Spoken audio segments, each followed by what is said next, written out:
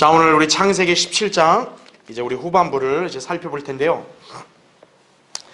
지난 시간에 이제 그 할례에 관한 그런 개념을 좀 이렇게 설명을 드리다가 이제 시간 관계상 이렇게 다 하지 못해서 오늘 이제 제가 이제 할례에 대한 좀 심오한 의미들을 다시 한번 이 시간을 통해서 한번 살펴보려고 준비했습니다. 자, 할례. 여러분 그게 17장 한번 10절 한번 보세요. 그 10절의 중반부에 보면 너희 가운데 모든 사내 아이는 다 할례를 받을지니라 그러면서 11절 너희는 너희의 포피의 살을 베어내라 이것이 나와 너희 사이의 언약의 표가 되리라 라고 얘기하고 있죠. 예. 자, 할례 개념이 자, 첫 번째 보세요. 생식기관을 덮고 있는 포피의 살을 베어내는 행위다라는 거죠.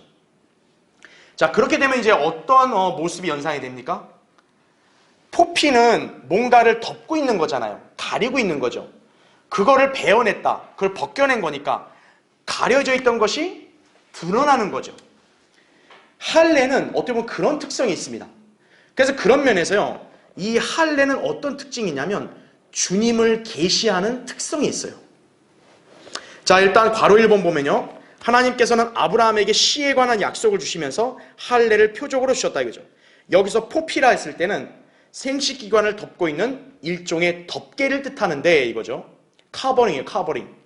그 덮개를 베어내니까 벗겨낸 거죠. 그럼으로써 주님은 그에게 생명을 잉태케 하시는 분, 곧 전능한 하나님이심을 드러낸 것이다라는 거죠. 예. 그러니까 이제는 생식을 할 수 있다라는 걸 표식을 알려준 거죠. 하나님은 아브라함은 이미 생식을 못하는 몸인데 생식하게 할 수 있다. 이거를 드러내신 거죠.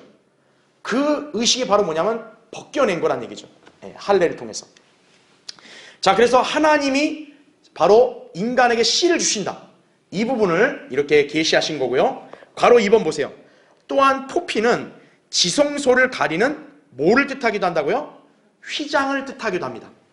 우리 성막을 공부하면 알겠지만 성소와 지성소 사이에는 휘장, 커튼과 같은 가림막이 있어요. 그래서 휘장을 걷어야만 지성소를 볼 수 있고 들어갈 수 있죠. 그 휘장이 영어로 veil인데 이 할례가 포피의 살을 베어낸다 했잖아요. 그 포피가 또 이 휘장과 똑같은 의미예요. 자, 그런데 더 흥미로운 게 뭐냐면 성경에서 휘장은 또 뭘 상징하기도 합니까? 그리스도의 육체를 상징하기도 합니다.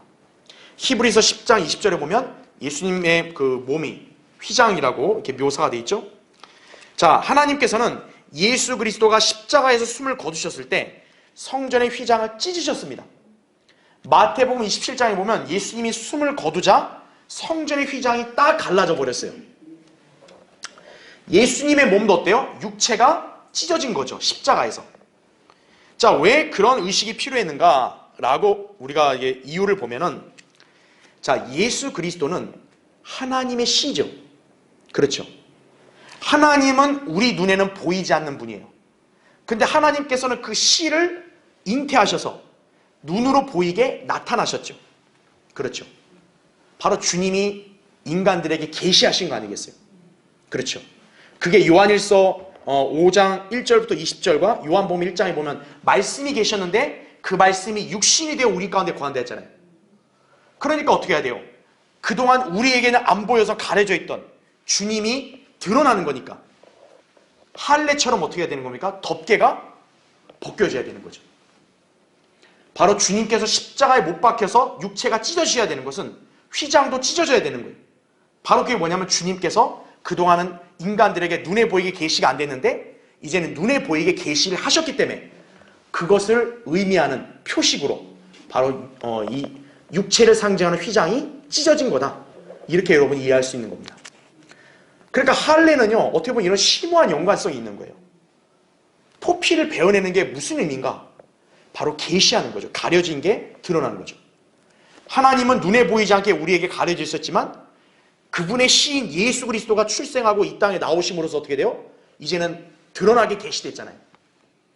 그렇기 때문에 주님께서는 덮개를 벗길 필요가 있었다는 거죠. 그게 바로 주님께서 육체가 찢기시는 거다 이거죠. 성전의 휘장이 찢어지는 거다. 그런 의미가 있었다. 이렇게 이해하시면 됩니다. 자, 괄호 3번을 보세요.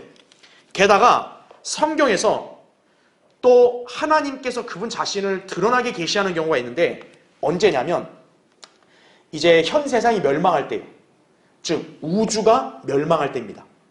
자, 왜 그런지 여러분 거기 히브리서 한번 보세요. 히브리서 1장 한번 보세요.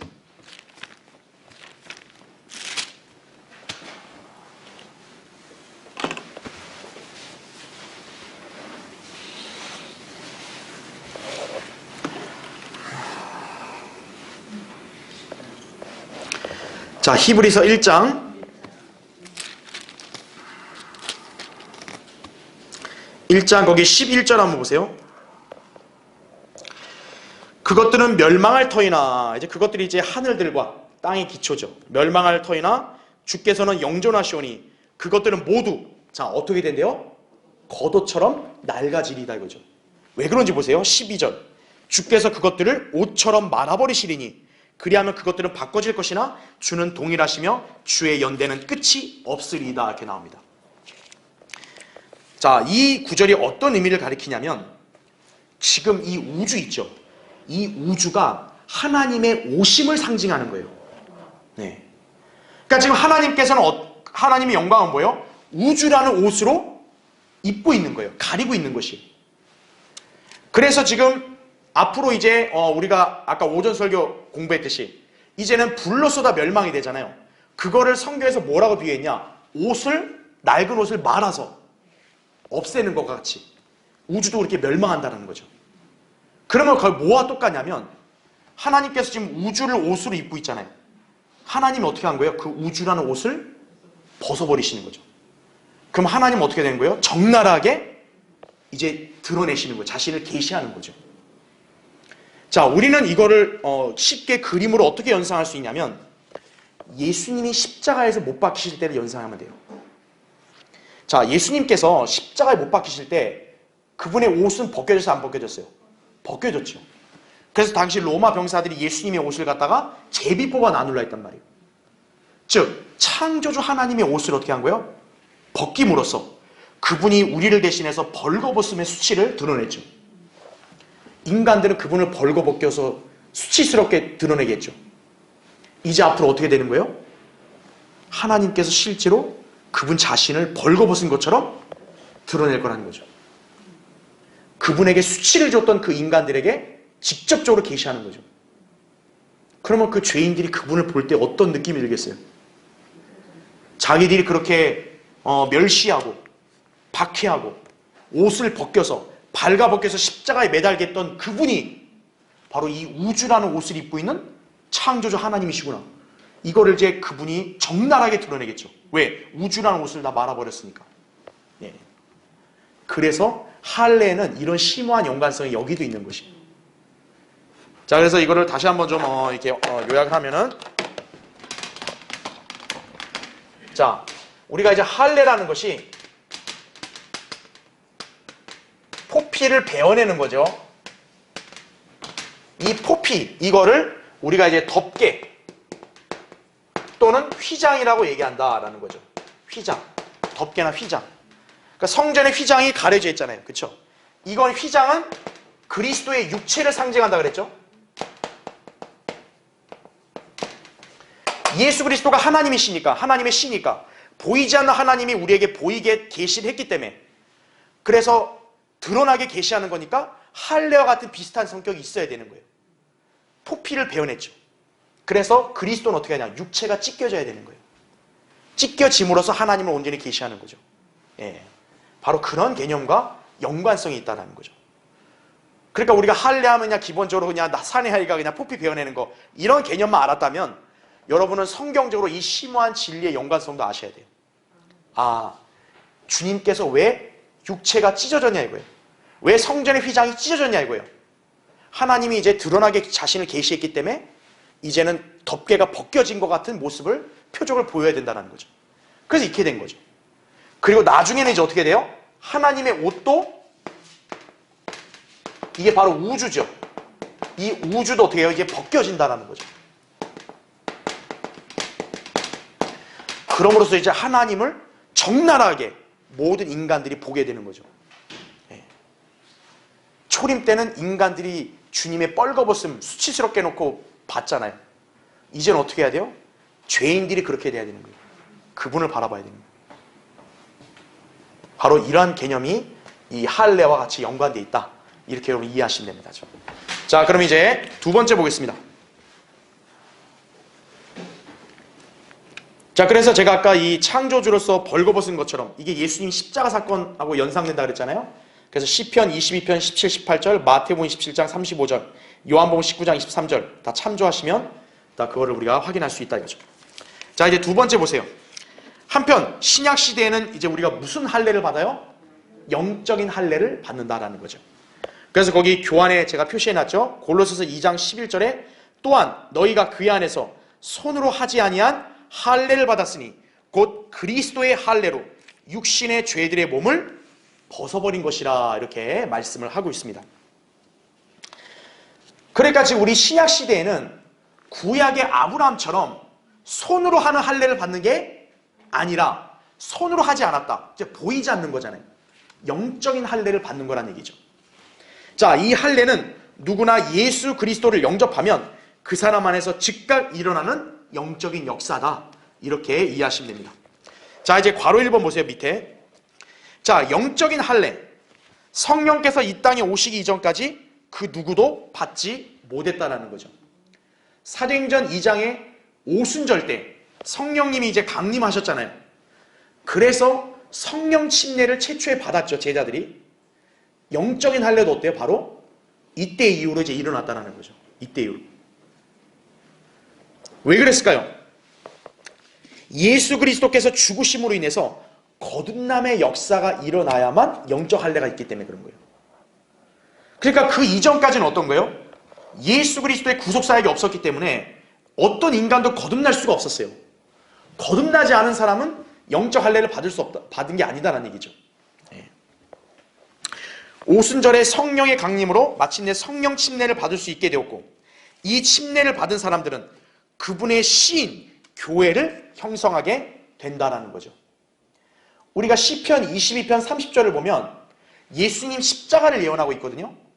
그런데 22편 30절에 보면 한 씨가 태어난다고 말해요. 한 씨가. 그 앞으로 태어날 백성이라고 말합니다. 그게 누굴까요? 바로 예수 그리스도를 믿고 영접한 우리 그리스도인들, 교회를 가리키는 거죠. 왜냐하면 시편 22편이 십자가를 가리키는 거기 때문에 십자가 사건으로 인해서 앞으로 어떤 씨가 태어나는 거예요? 거듭나는 하나님의 백성, 우리 교회가 태어나는 거죠. 예. 여러분, 아까 할례도 무슨 의미였어요? 씨를 낳게 한다는 의미였잖아요. 그런 표식으로 준 거 아니에요. 즉 영적인 할례도 결국 뭐 때문에 가능한 거예요? 예수 그리스도의 구속사역으로 거듭난 영적인 백성이 태어나니까 영적 할례가 가능해지는 거죠. 우리가 이제 예수님의 한 씨로 태어나는 거니까. 그렇죠? 자, 그것을 이사야 53장 10절에도 가리키고 있다 이거죠. 이런 새로운 출생을 한 사람들에게서 영적인 할례가 일어난다라는 거죠. 그래서 구약 성도들은 결코 영적인 할례를 받은 적이 없어요. 아브라함도 영적 할례를 받은 적이 없는 거예요. 왜요? 거듭나질 않았기 때문에. 이 영적 할례는 오직 예수 그리스도를 믿고 거듭난 그러한 하나님의 자녀들, 그런 사람들만이 영적 할례를 받게 되는 것이에요. 그러니까 그런 거듭남의 역사가 본격적으로 일어난 것은 오순절 사건이니까. 사도행전 2장 이후부터 일어난 거죠. 그렇죠? 예. 자, 괄호 2번 보세요. 구원받지 않은 사람은 육신 안에 있으며 그의 혼은 육신에 달라붙어 있다 이거죠. 로마서 7장 5절에 나오죠. 하지만 예수 그리스도를 죽은 자들로부터 살리신 역사를 믿은 자들은 그 순간 자신의 혼이 몸으로부터 분리되는 영적 수술을 받게 된다라는 거죠. 이것이 하나님께서 눈에 보이지 않는 칼로 행하시는 그리스도의 할례라는 거죠. 여러분, 그 눈에 보이지 않는 영적 칼이 바로 뭐겠어요? 하나님의 말씀이죠. 우리가 히브리서 4장 12절을 보면 하나님 말씀은 살아있고 능력이 있어 양날이는 어떤 칼보다도 예리하다 그랬죠. 그래서 혼과 영, 관절과 골수를 찔러 가른다 그랬죠. 즉 보이지 않는 칼은 뭐예요? 바로 하나님의 말씀인 거예요. 그러니까 죄인이 회개하고 예수 그리스도를 구주로 믿잖아요. 그러면 그 즉시로 무슨 일이 일어나냐? 하나님의 이 보이지 않는 칼이, 하나님이 그 칼을 마치 의사가 수술을 집도하듯이 잡고 그 죄인을 어떻게 한 거예요? 수술을 하는 거예요. 어떻게 수술을 해요? 몸과 혼이 붙어 있으니까 어떻게 돼요? 그 몸과 혼을 분리시키는 거예요. 그게 아까 우리가 읽었던 육신의 죄들의 몸에서 몸을 벗어버렸다고 얘기하죠. 할례가 포피를 베어낸 거잖아요. 영적 할례는 우리 죄들의 몸을 어때요? 우리 구원받은 혼으로부터 분리시키는 거예요. 하나님의 영적인 칼, 말씀의 칼로 하시는 역사라는 거죠. 이 역사는 오직 거듭난 성도 안에서만 일어난다는 거죠. 그래서 괄호 3번을 보세요. 신약시대에 예수 그리스도를 영접한 사람은 성령께서 즉시 그를 그리스도의 몸 안에 들어가게 하는 성령 침례를 행하시고, 이거죠. 고린도서 12장 13절, 골로새 2장 12절에 나오죠. 동시에 그의 혼에서 죄들의 몸을 영적인 칼로 벗겨버리신다, 이죠. 이로써 그 사람은 더 이상 육신 안에 있지 않고 그 다음 어떻게 돼요? 성령 안에 있게 된다는 거죠. 로마서 8장 9절에 그리스도의 영이 우리 안에 거하시면 이제 우리가 육신 안에 있지 않고 성령 안에 있다고 이렇게 말씀하는 거죠. 자, 그래서 이것도 한번 그림으로 다시 한번 제가 표시를 해드리면, 자, 죄인의 지금 몸과 영의 상태가 어떻게 되냐? 이 죄인이요. 자, 여기에 이제 영이라고 치고요. 혼, 몸 이렇게 있다고 했을 때 아담의 불순종과 타락으로 인해서 인간은 다 뭐가 어떻게 하고 태어나요? 영이 죽은 채로 태어납니다. 그렇죠? 그러니까 하나님께 대한 영이 죽은 채로 태어나는 거예요. 그런 다음에 이제 어떻게 되냐? 혼과 몸은 어때요? 서로 붙어 있는 거예요. 그래서 구약에서는 몸의 생명에 대해서도 혼과 연관지어서 얘기하는 거예요. 그래서 구약에서는 우리가 예전에도 한번 공부했지만 생명이란 단어를 soul, 혼이란 단어를 생명으로 번역하는 이유가 바로 이거예요. 왜? 혼과 몸이 붙어 있으니까. 그러니까 혼과 몸이 붙어 있기 때문에 어떻게 된 거예요? 몸의 죄가 혼에 영향을 주는 거예요. 그래서 같이 땅속으로 가는 거예요. 이게 거듭나지 않은 죄인의 상태였다 이거죠. 그런데 이 사람이 이제 구원을 받았어요. 구원을 받으면 이제 어떻게 되냐? 이제 하나님의 말씀의 칼 있죠. 영적인 칼. 이 영적인 칼로 이제 수술이 일어나는 거예요. 그래서 이제 어떤 일이 발생하냐? 이제 이 성도의 상태가 뭐냐면 영혼, 몸 이렇게 했을 때 구원받지 않은 죄인은 영이 죽었잖아요. 근데 우리는 이 영이 어때요? 성령으로 거듭나죠. 그 다음에 이제 어떤 일이 발생하냐? 혼과 몸이 붙어 있잖아요. 이거를 하나님께서 영적인 칼로 수술을 해가지고 혼과 몸을 분리시키는 거예요. 그래서 우리 영이 성령으로 거듭났잖아요. 그래서 우리가 누구랑 결합하냐? 주의 영과 결합하게 하는 거예요. 이게 로마서 7장에 나온 옛 남편과 새 남편에 관한 말인 거예요. 예. 그러니까 옛 남편이 안 죽으면 그 안에는 남편하고 결혼관계가 있는 건데 남편이 죽어버리면 어떤 거예요? 이제 새 남편하고 재혼할 수 있다 그랬잖아요. 그러니까 이때는 어때요? 이미 우리 혼이 뭔가 붙어 있으니까 이게 하나가 돼야 되는데 이제 예수 그리스도를 영접하는 순간 어떻게 된 거예요? 우리 혼은 이 죄의 몸에서 분리되고 하나 주님과 결합이 됐다는 거죠. 이제는 바로 그런 거예요. 왜냐하면 우리가 예수님을 믿는 순간 우리 몸도 예수님과 함께 십자가에 못 박아 죽었으니까, 죄의 몸이 죽었으니까. 바로 이게 영적 할례를 가리키는 거예요. 그래서 우리 신약 성도들은 어떻게 됩니까? 몸이 죄를 지어도 혼의 영향을 안 미치는 거예요. 그래서 구원받은 혼이 죄로 인해서 지옥 가는 일은 다시 없다라는 거죠. 이미 한 번 결합이 됐기 때문에. 이게 영적 할례예요. 이게 바로. 그래서 구약에서 물리적인 할례는 포피를 벗겨냈다면 영적인 할례는 우리 죄들의 몸을 말씀의 칼로 하나님께서 도려내신 거예요. 분리시킨 거란 얘기죠. 이게 영적 수술, 바로 할례, 그리스도의 할례를 가리키는 거다. 여러분 이렇게 이해하시면 됩니다. 자, 그래서 맨 밑에 보세요. 괄호 4번. 그리스도의 할례는 구약의 문자적인 할례라든가 물침례 혹은 세례와는 전혀 관계가 없다라는 거죠. 영적 할례는 의식이 아니라 예수 그리스도를 믿는 믿음으로 받는 영적인 역사다라는 거죠. 그러니까 영적 할례는 눈에 보이지 않으니까 우리가 무슨 눈으로 무슨 세례나 침례 받는 이게 아니라는 거예요. 예수 그리스도를 구주로 믿는 그 순간 우리의 내면에서 즉각 일어나는 역사라는 얘기죠. 그러니까 일반 대다수의 교회들은 이 영적 할례도 구분을 못하는 거예요. 그러니까 영적 할례를 보니까 구원받은 표식인 것 같으니까 이거는 침례다 혹은 유아 세례다 이런 엉뚱한 소리를 하게 되는 거란 얘기죠. 자, 이 영적 할례가 의식이 아닌 믿음으로 일어난 역사라는 것을 우리가 볼 수 있는 게 뭐냐면 거기 동그라미 1번 보세요. 교환에 문자적인 할례는 믿음이나 마음의 변화 없이 그저 아브라함의 자손으로 태어난 남자들이면 무조건 받는 의식이었죠. 우리 지난주에 봤다시피 이스마엘도 받았잖아요. 그렇죠? 그냥 아브라함에게 태어난 그런 자손들은 다 받아요. 할례를 그냥. 그죠? 할례는 아브라함의 언약 안으로 들어가게 하는 표식이죠. 하지만 할례가 곧 구원을 보장해 주지는 않는다라는 거죠. 실제로 할례 받은 유대인들 중에서도 구원받지 않고 지옥에 간 죄인들이 당대에 많죠. 여러분, 예수님을 대적했던 바리새인들은 할례 안 받았겠어요? 그들은 할례 받았죠. 당연히. 그들은 그게 자랑거리죠. 우리가 아브라함의 자손이다. 우리가 하나님의 백성이다. 그게 자랑거리였다고 그 사람들한테는. 근데 그 사람들은 구원 받았겠어요? 예수님을 대적했던 그들은 아니라는 거죠. 할례가 구원을 보장해 주는 게 아니다라는 거죠. 문자적인 할례가 구원의 표가 아니라는 거죠. 그러니까 문자적 할례와 영적 할례를 구분도 못하는 거예요. 일반 교회들은.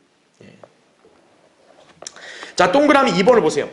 사도들이 활동하던 당대 유대에 있던 어떤 자들은 너희가 모세의 율례에 따라 할례 받지 않으면 구원을 받을 수 없노라 이렇게 가르쳤어요. 그러니까 이제 바울이 이제 선교여행을 갔다 오고 나서 이제 유대의 어느 사람들이 은혜의 복음을 전하니까 아니야, 할례 못 받으면 구원 받은 거 아니야 이렇게 가르쳐요. 구약에서는 맞죠. 구약에서는 할례를 안 받으면 죽으니까. 그죠? 하지만 신약에서는 할례가 구원과 아무 상관이 없다라는 거죠. 사도행전 15장 1절에 이들이 이런 거짓말을 했지만 그 사도행전 15장 그 밑에 베드로가 사도들의 모임에서 이렇게 말해요. 우리는 주 예수 그리스도의 은혜로 구원받는 것을 믿으며 이렇게 나옵니다. 사도행전 15장 11절에. 자, 더 이상 무슨 말이 필요할까요? 말이 필요 없다는 거죠. 로마 카톨릭은 여기에 충격을 받는 거예요. 왜? 로마 카톨릭은 베드로가 초대 교황이라 얘기하거든요. 근데 그들의 초대 교황께서는 뭐라고 얘기한 거예요? 너희가 무슨 의식이나 성사로 구원받는 게 아니라 우리 주 예수 그리스도의 은혜로 구원받는다 얘기하죠. 베드로가 그런 말 한 거예요. 할례를 주장하는 유대인들 때문에 혼란이 오는 상황에서 베드로가 못을 박은 거예요. 그건 아니다 이거예요. 예수 그리스도를 믿음으로 구원받는다라는 거예요. 바로 그렇게 정리를 한 거죠. 자, 동그라미 3번을 보세요. 사도 바울도 아브라함이 할례를 받기 이전에 믿음으로 의를 인정받았음을 진술했다 이거죠. 로마서 4장 9절 10절 거기 나오죠. 이는 우리가 말하기를 아브라함에게는 믿음이 의로 여겨졌노라고 했습니다. 그렇다면 그것이 어떻게 여겨졌느냐? 그가 할례 때였느냐? 아니면 무할례 때였느냐? 할례 때가 아니라 무할례 때였느니라 이렇게 말하죠. 여러분 기억을 더듬어 보세요. 창세기 15장에서 하나님께서 아브라함을 밤에 밖으로 날아가서 하늘의 별을 보여주고 너의 씨가 이와 같다 했을 때 아브라함이 어떻게 했어요? 그대로 믿었죠. 그 믿음이 의로 여겨졌죠. 그건 할례 받은 이후에요? 할례 받기 전이에요? 할례 받기 전이잖아요. 창세기 15장. 즉 아브라함이 의를 인정받은 거는 할례와 아무 관계가 없었다라는 거죠. 아브라함도. 근데 하물며 신약 교회 시대 성도가 할례를 받아서 의롭게 되는 거예요? 말이 안 된다는 거죠. 할례는 우리 구원과 아무 관계가 없다라는 거예요. 그러니까 영적인 할례와 문자적인 할례를 잘 구분할 수 있어야 한다는 얘기죠. 자, 그래서 동그라미 4번 보세요. 이처럼 신약 시대에 구원받아 의롭게 되는 일에 있어서 할례는 아무런 유익이 없다라는 거죠. 그리스도 예수 안에서는 할례나 무할례가 아무 효력이 없으되 오직 새로운 피조물 뿐이니라. 갈라디아서 6장 15절이에요. 침례, 세례, 그 외 어떤 의식 더 말할 필요도 없어요. 할례는 교회와 아무 관계 없어요.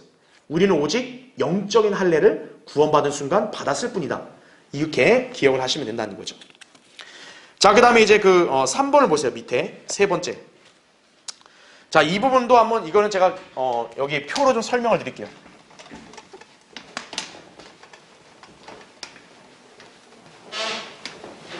자, 우리는 지금 여러분에도 제가 말씀드렸지만 지금 육체 할례 있죠? 자, 육체적 할례하고 지금 영적 할례를 우리가 구분을 했잖아요. 그렇죠? 그런데 어쨌든 육체와 영만 다를 뿐이지 할례는 똑같잖아요. 그래서 우리가 어떻게 이해하시면 되냐면 육체적 할례와 영적 할례는 반유형이다. 반유형. 그러니까 마치 뭐가 똑같냐면요. 여러분, 아담이 예수님의 예표라 그랬잖아요. 근데 우리가 잘 알다시피 아담은 죄를 짓고 타락한 사람 아니에요. 근데 아담이 어떻게 예수님의 예표가 되죠? 내용은 정반대지만 패턴은 어때요? 똑같죠. 육체와 영적 할례도 내용은 반대지만 서로 어떤 거예요? 측면에서 적용될 수 있는 측면은 동일하다는 거예요. 자, 그것을 우리가 네 가지로 정리해 볼 수 있어요. 첫 번째는 씨, 두 번째는 피, 세 번째는 출생, 마지막 네 번째는 계시예요. 자, 육체적 할례든 영적 할례든 일단 중요한 게 뭐냐? 생명과 연관이 있는 거예요. 그렇죠? 여러분, 하나님께서 아브라함에게 왜 육체 할례를 명했죠? 너에게 씨를 줘서 생명을 낳게 한다는 거였잖아요. 우리에게 영적 할례를 왜 주죠? 우리가 예수님을 영접함으로써 새로운 생명을 얻었잖아요. 그렇죠? 생명과 연관이 있는 거예요. 그래서 그와 연관돼서 네 가지의 측면을 동일하게 적용할 수 있습니다. 자, 그럼 볼게요. 씨는 뭘까요? 씨. 여러분, 하나님께서 아브라함에게 할례를 줄 때 왜 준 거죠? 아브라함은 생식을 할 수 있어 없어요? 못하죠. 몸이 생물학적으로. 그런데 할례를 줌으로써 뭐예요? 아브라함 너는 생식을 할 수 있다. 이거를 표식을 알려준 거죠. 자, 영적 할례는 뭘까요? 씨의 측면에 본다면 영적 할례가 왜 가능해진 거예요? 하나님의 씨이신 누구요? 예수 그리스도가 오셨기 때문에. 그래서 어떻게 된 거예요? 영적 할례가 가능해진 거죠. 그분께서 우리를 대신에 구속을 했기 때문에. 그래서 육체적 할례는 생식이지만 영적 할례는 뭡니까? 예수 그리스도가 되는 거죠. 그렇죠. 두 번째, 피. 여러분, 할례 포피를 베어내면 피 나와요, 안 나와요? 피 나오죠. 그렇죠. 자, 영적 할례는 누구의 피 때문에 가능해진 거죠? 예수 그리스도의 피 때문에 가능해진 거죠. 바로 영적 할례는 보혈이죠, 보혈. 여기는 생식기관을 베어낸 거니까 육체의 피지만 이건 그리스도의 보혈이죠. 그리스도의 보혈이 있으니까 영적 할례가 가능해진 거죠. 자, 세 번째, 출생. 육체 할례를 받은 아브라함은 결국 누구를 출생합니까? 이삭을 낳죠. 그렇죠. 자, 영적 할례는 뭡니까? 예수 그리스도죠. 이삭은 누구의 예표예요? 예수 그리스도의 예표죠. 그렇죠. 네 번째, 계시. 자, 제가 아까 얘기했죠. 할례는 계시하는 특성이 있다고 했죠. 가려진 걸 드러나게 한다. 계시는 어때요? 육체 할례는 당연히 하나님께서 씨를 낳게 하시는, 생명을 잉태케 하는 분이다. 계시한 거죠. 그렇죠. 영적 할례는 뭡니까? 예수 그리스도가 하나님이심을 계시한 거죠. 그렇죠. 예수 그리스도는 태초의 말씀이시고 생명이시다. 그게 요한일서 5장에 나온 말씀 아니에요. 하나님은 예수 그리스도 완전한 계시죠. 그래서 육체든 영이든 할례는 네 가지 측면에서 동일하다는 거예요. 씨, 피, 출생, 계시. 그래서 할례가 이 심오한 진리가 있다는 것이에요. 자, 그래서 우리는 이러한 진리들을 여러분이 기억하시면 됩니다. 자, 밑에 4번 보세요. 네 번째. 할례는 난 지 며칠 만에 받아요? 8일 만에 받습니다. 우리 옛날에 숫자를 배웠지만 숫자 8은 뭘 의미한다 그랬어요? 새로운 출발을 얘기한다 그랬죠. 자, 신약시대의 죄인들도 구원받아 영적 할례를 받은 것은 자신의 인생도 그리스도 안에서 새로이 출발했다는 점을 상징적으로 보여주는 것이죠. 우리 아까 암송했던 구절, 그리스도 안에 있으면 새로운 피조물이다. 새롭게 우리가 시작한 거죠. 예. 할례를 왜 8일 만에 받냐? 새로운 출발이기 때문에 그런 거예요. 우리가 영적 할례 받았다는 것은 우리도 새로운 피조물로 탄생을 했다는 거죠. 그렇죠? 마지막 5번째, 할례를 받지 아니한 산의 아이는 백성 중에서 끊어진다. 유대인들이 백성 중에서 끊어진다는 건 무슨 의미일까요? 육신의 죽음을 의미합니다. 그래서 구약의 이스라엘 백성 같은 경우는요, 할례를 받지 않으면 구원을 받지 못하는 거예요. 그러니까 할례를 안 받으면 구원 안 받은 거다. 이거는 이스라엘 백성에게만 얘기해야지 우리한테 가져오면 곤란하다는 거죠. 그걸 여러분이 잘 구분할 수 있어야 된다. 이렇게 이해하시면 됩니다. 자, 이제 그럼 다시 우리 창세기 17장. 이제 할례에 대한 부분은 이제 여기까지 하고요. 17장 이제 15절부터 이제 나머지 살펴보겠습니다. 자, 17장 거기 15절부터 19절을 보세요. 또 하나님께서 아브라함에게 말씀하시기를 내 아내 사레의 이름을 사레라 부르지 말지니 사라가 그녀의 이름이 되리라. 내가 그녀에게 복을 주어 그녀로부터도 내게 한 아들을 주며 정녕 내가 그녀에게 복을 주어 그녀로 민족들의 어미가 되게 하리니 백성의 왕들이 그녀에게서 나오리라 하시더라. 그때 아브라함이 주의 면전에 엎드린 채 웃으며 그의 마음속으로 말하기를 100세가 된 사람에게 아들이 태어날 수 있으리요? 90세가 된 사라가 애를 낳을 수 있으리요? 하고 아브라함이 하나님께 말씀드리기를 이스마엘이나 주 앞에 살게 해주소서 하더라. 하나님께서 말씀하시기를 내 아내 사라가 참으로 내게 한 아들을 낳을 것이라. 너는 그의 이름을 이삭이라 하라. 내가 그와 그의 뒤에 올 그의 씨에게 내 언약을 세우리니 영원한 언약이 되리라. 이렇게 말씀하고 있죠. 자, 이제 교환을 보세요. 거기 첫 번째, 내 아내 사레의 이름을 사레라 부르지 말지니 사라가 그녀의 이름이 되리라. 그녀로 민족들의 어미가 되게 하리니 이렇게 말씀하죠. 지금 아브람도 어때요? 하나님께서 이름을 바꿔주셨죠. 아브람에서 아브라함으로. 이제 하나님께서 그 아내의 이름도 바꿔줍니다. 사레에서 사라로 바꿔주는 것이에요. 자, 주님께서는 아브라함에게 약속된 시에 관한 언약의 확실함을 입증하시고자 자기 아내의 이름도 바꿔준 거예요. 자, 제가 지난주에 한번 언급했잖아요. 하나님께서 아브라함의 이름을 바꾼 것은 아브라함의 잘못된 행동도 은연중에 지적하는 거라 그랬잖아요. 그렇죠? 왜요? 하나님이 약속한 씨는 그냥 단순히 아브라함, 네가 낳은 씨가 아니라 하나님이 딱 계획 안에 있는 씨여야 된다 이거죠. 그러면서 왜 사라의 이름을 바꾸냐? 바로 그 씨는 누구의 태를 통해서 나온다는 거예요? 사라의 태를 통해 나온다는 거죠. 이집트 여종 하갈이 아니라는 거죠. 예. 그래서 괄호 1번 보세요. 자, 이 사라도요, 하나님의 은혜를 받은 여인이죠. 여러분, 원래 사레라는 이름의 뜻이 뭔지 아세요? 다투는 여자라는 뜻이에요. 다투는 여자. 그 우리 지난주에 잘 봤잖아요. 사레가 잘 다투죠. 그죠? 남편한테도 막 이렇게 따질 거 따지고요. 그렇죠? 근데 그녀의 이름이 이제 뭐로 바뀌어요? 사라로 바뀝니다. 사라는 무슨 뜻이냐? 공주란 뜻이에요. 공주. 이 역시도 하나님께서 그녀에게 베푸신 은혜죠. 그녀는 자기 여종의 일로 인해 남편과 자주 다투는 여인이었지만 하나님께서 그녀를 민족들의 어미가 되도록 복을 주셨다라는 거죠. 네. 자, 이제 다음 페이지 3페이지의 그 괄호 2번을 보세요. 물론 아무리 믿음의 사람이라 할지라도 하나님의 이 약속을 받아들이는 것은 굉장히 어려운 일이다. 그죠? 실제로 아브라함은 주님의 이 약속을 듣자 속으로 회의적인 생각을 품었어요. 우리 이따 보겠지만 17절에 아브라함이 지금 속으로 웃으며 얘기한 거예요. 헤이, 100세가 되냐가 무슨 아이를 낳아요.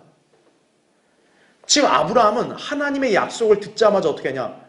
회의적으로 반응한 거예요. 에이, 무슨 말이 됩니까? 자, 사라는 어땠을까요? 창세기 18장 12절부터 12절을 우리가 나중에 보겠지만 사라도 장막 뒤에서 이렇게 주의 천사가 하는 말을 듣고 있다가 웃었어요. 그래서 그 주님이 야, 사라가 웃었다. 그러니까 사라가 깜짝 놀라서 저 안 웃었어요 지금. 아니 너 웃었다고. 그렇게 나옵니다. 왜 그랬을까요? 인간의 상식으로 볼 때는 100세와 90세 된 사람이 무슨 아이를 낳냐 이거예요. 자, 인간의 본성은 보이지 않는 것들을 믿기보다는 의심하려는 성향이 강한 편이에요. 인간은. 예. 여러분, 아브라함이 얼마나 믿음의 사람이에요. 대단한 사람이고. 그런 아브라함도 어떤 거예요? 본능적으로 볼 때는 이걸 믿기 어렵다라는 거죠. 그렇죠. 그러니까 우리가 뭐 아브라함이 믿음이 좋다 해가지고 무슨 아브라함이 무슨 하나님처럼 완벽하냐 아니라는 거예요. 우리와 똑같은 성정을 가진 인간인 거예요. 우리가 볼 때도 전혀 이거 도저히 믿기 어려운 거 우리 뭐 안 믿고 그러잖아요. 속으로 겉으로 안 믿는 거 내세우면 안 되니까 눈치 보이니까 겉으로는 그냥 아무렇지 않고 속으로는 에이 설마 가능하겠어. 인간이 그렇다고요. 자, 괄호 3번 보세요. 그러나 하나님께서는 신약에서 사라의 이런 연약한 믿음의 자세를 언급하지 않고요. 오히려 그녀를 믿음의 사람으로 간주합니다. 참 이거 놀라운 일이에요. 여러분 거기 히브리서 11장 11절 나오죠. 거기 그 구절을 보면 사라 자신도 수태할 나이가 지났지만 믿음으로 씨를 잉태하는 힘을 받아 아이를 출산하였으니 이는 약속하신 분이 신실하신 줄로 여김이라. 여러분 이거 맞아요? 창세기 18장 보면 사라 웃었잖아요. 속으로 좀 비웃었잖아요. 근데 히브리서에서 뭐라고 얘기해요? 사라가 믿음으로 씨를 잉태하는 힘을 받았대요. 이거 말이 돼요? 그럼 왜 신약에서는 이렇게 기록했을까요? 신약은 무슨 시대예요? 은혜의 시대죠. 구약은 자기의 행함으로 믿음을 입증하는 시대라면 신약은 우리 행함으로 믿음을 입증하는 게 아니라 하나님의 의를 믿음으로 그냥 받아들이는 거죠. 하나님께서 우리를 그냥 의롭다고 인정해 주시는 거죠. 신약적인 특성이에요. 그래서 하나님께서는 구약의 사라의 이런 잘못된 행동을 신약에서는 언급을 안 하시는 거예요.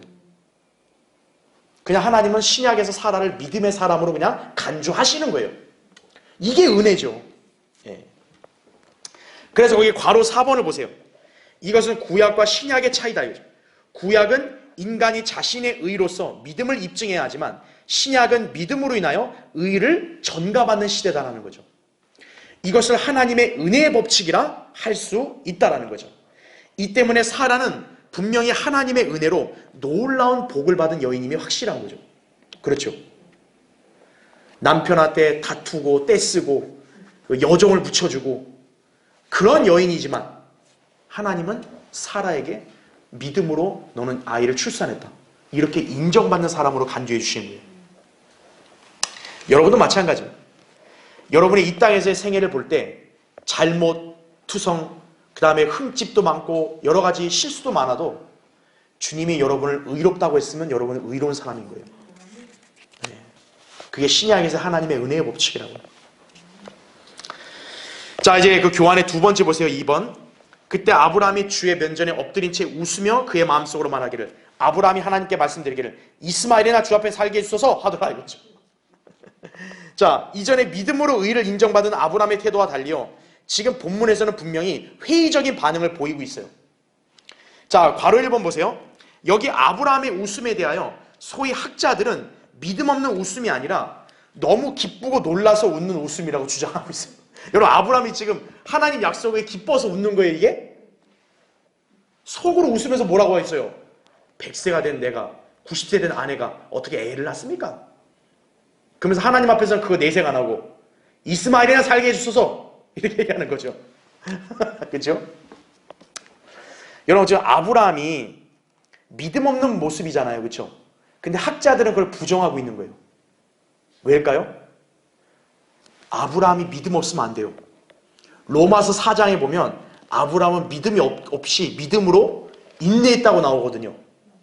아, 신약에 이렇게 나왔기 때문에 여기서 아브라함이 믿음 없다고 얘기하면 안 된다. 그러니까 여기서 웃음은 믿음 없는 웃음이 아니라 기뻐서 웃는 거다. 그러니까 성경을 모르니까 이렇게 아무렇게나 갖다 붙이는 거예요. 지금 아브라함의 이 모습은 절대 믿음의 그런 반응이 아니에요. 회의적인 거예요. 웃으면서. 자, 그래서 괄호 2번 보세요. 하지만 로마서 4장의 그 말씀은 창세기 15장 4절 5절에서의 아브라함의 믿음을 언급한 것이다라는 거죠. 로마서 4장이 뭐였어요? 아브라함이 하나님을 믿으니 그것이 그에게 의로 여겨졌다 그랬잖아요. 그건 언제 사건이에요? 지금 17장이 아니라 15장에 하늘의 별을 봤을 때 사건이란 말이에요. 바울이 로마서 4장에서 인용한 건 창세기 15장을 인용한 거라고요. 지금 17장은 아브라함이 15장 때 믿음이 아니에요. 네. 창세기 17장은요 최소 지금 15장으로부터 15년이 흐른 거예요. 그러니까 아브라함은 80대 됐을 때는 그래도 하나님이 씨를 준다는 약속을 믿은 거예요. 그런데 이미 15년 이상 흘렀네요. 이제 자기는 100세를 앞두고 있네요. 이때는 어떤 거예요? 이제 믿음을 굳건히 유지하기가 어려운 거죠. 왜? 불가능하지 않냐 이거예요. 불가능하지 않냐. 몇십 년 전에는 내가 믿었다 이거예요. 근데 지금은 어떤 거예요? 안 된다 이거죠. 왜? 내가 100살인데 무슨 애를 낳아요. 이거죠. 자, 아무리 아브라함이라도 인간의 본성은요 믿음을 인내로 끝까지 견디는데 한계가 있는 법이에요. 아브라함의 믿음이 꾸준히 유지된 것은 아닌 것이라는 얘기죠. 여러분도 마찬가지일 거예요. 처음에 기도합시다. 하나님께 들으실 겁니다. 아멘 이런단 말이에요. 근데 세월이 지나고도 이게 뭐가 진척이 없으면 에휴 안 되는가 보다. 기도해도 에휴 기도해도 소용없잖아요. 이러는 거죠 인간이. 예. 우리 한계예요 그게 인간이.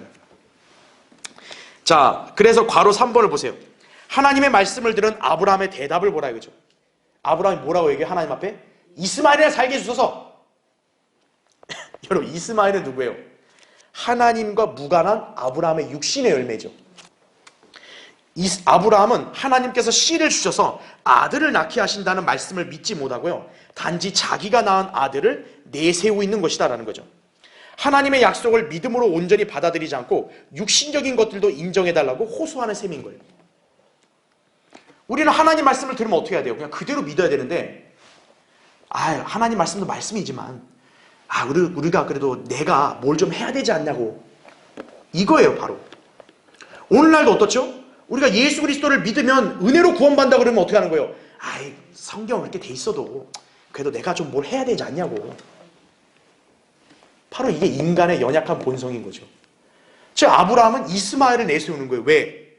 하나님이 말한 것은 생물학적으로 불가능하다 이거예요. 그런데 하나님은 거짓말할 수 없으니까 여기 내 육신이 낳은 아들, 이 아들로 하면 되잖아요 이거죠.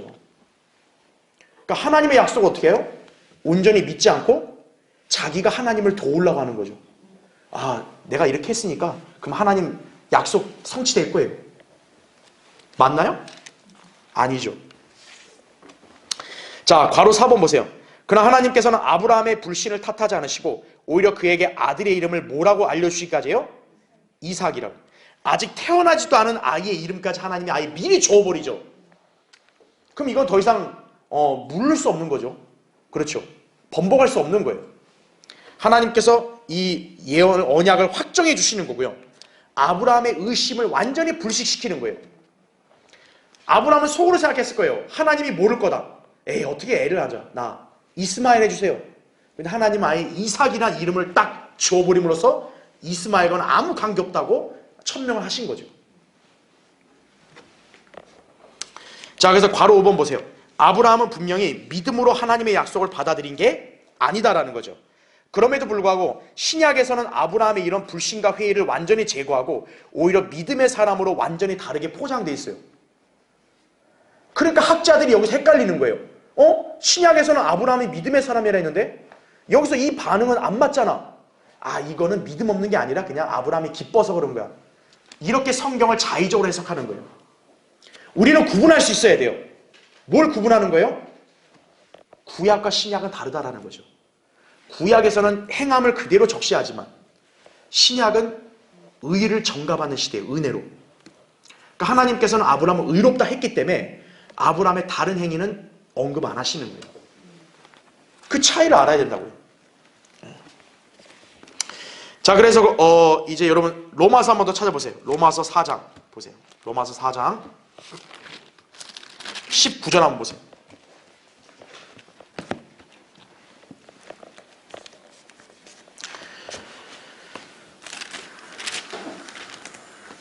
자, 로마서 4장 거기 18절부터 읽을게요.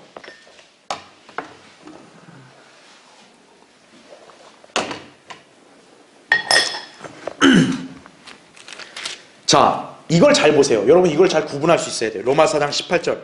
그가 소망이 없는데도 소망 가운데서 믿었으니 내 씨가 그렇게 되리라 라고 말씀하신 대로 많은 민족들의 아비가 되게 하려 하심이라. 자, 19절 보세요. 그가 믿음이 약해지지 아니하여. 여러분 구약이 아까 볼 때 아브라함은 믿음 없었잖아요. 근데 여기서 뭐라고 해요? 믿음이 약해지지 아니하여. 계속 보세요. 약 100살이 되고서도 자기 몸이 이제 죽은 것으로 생각지 아니하고 또 사라의 태도 죽은 것으로 생각지 아니하였느니라. 맞아요? 우리 창세기 17장 읽었을 때 맞아요? 아니잖아요. 아브라함은 100세가 된 애가 어떻게 아이를 낳아요? 그랬단 말이에요. 근데 신약에서는 그걸 언급 안 해요. 왜? 신약은 하나님께서 의롭다고 아예 은혜로 인정해 주시기 때문에. 그래서 아브라함의 잘못된 것들을 전혀 언급 안 하시는 거예요. 구약 성도들의 죄들, 잘못들은 신약에서 언급이 안 되는 거예요. 왜? 하나님의 은혜로 그런 것들은 다 가려주시고 그냥 의롭다고 하시기 때문에 그런 거예요. 그 차이를 알아야 된다고요. 그래서 보세요. 거기 20절. 그는 믿음 없음으로 인하여 하나님의 약속을 의심하지 아니하였고 오히려 믿음에 견고하여져서 하나님께 영광을 돌리며 약속하신 그것을 또한 이루실 것이라고 확신하였느니라. 이렇게 나오죠. 오히려 뭐라 그래? 아브라함이 확신했다 이렇게 나오죠. 이게 하나님의 은혜예요. 하나님의 은혜. 구약과 신약의 다른 법칙이라고요. 이게. 그러니까 이걸 모르는 학자들이나 목사들은 아브라함을 너무 띄워야 되니까 17장에서 이 아브라함은 믿음 없는 게 아니다. 이렇게 엉뚱하게 해석을 하는 거란 얘기죠. 그 차이점을 여러분이 기억해야 됩니다. 자, 맨 밑에 4번을 보세요. 네 번째. 내 아내 사라가 참으로 내게 한 아들을 낳을 것이라 너는 그의 이름을 이삭이라 하라 그랬어요. 여러분 이삭이라는 뜻이 뭔지 아세요? 웃음이라는 뜻이 웃음. 여러분 이 말 들었을 때 아브라함이 어땠을 것 같아요? 속으로 정신이 번쩍 났을 때 뜨끔했을 거예요. 왜? 자기는 지금 속으로 웃고 겉으로는 하나님 앞에서 안 그런 척 했거든요. 속으로 웃으면서 아유 100세가 된 애가 어떻게 애를 낳아. 하나님도 별소리를 다 해. 이스마엘 살게 해주십시오. 근데 하나님이 뭐라 그래요? 네 아들의 이름을 이삭이라 할 거다 이랬어요. 이삭이 웃음이라는 뜻이거든요. 왜 하나님이 이런 힘을 지어줬을까요? 아브라함의 정곡을 찌른 거죠. 너 웃었지? 그래, 네 아들의 이름이 그래서 이삭이야. 아브라함이 순간 이거 난 속으로만 생각했는데 아이고 얼마나 찔리겠어요. 여러분 잘 아셔야 돼요. 우리 하나님은 이렇게 위트가 있는 분이에요. 우리 하나님은 최고의 유머 감각을 가진 분이에요. 사라 보고 나중에 창세기 18장 보였지만 웃었는데 안 웃었다고. 웃었어. 그래서 네 아들의 이름은 이삭이다 이거예요. 웃음. 여러분 아브라함과 사라가 나중에 이삭 낳고 어떤 생각을 했겠어요?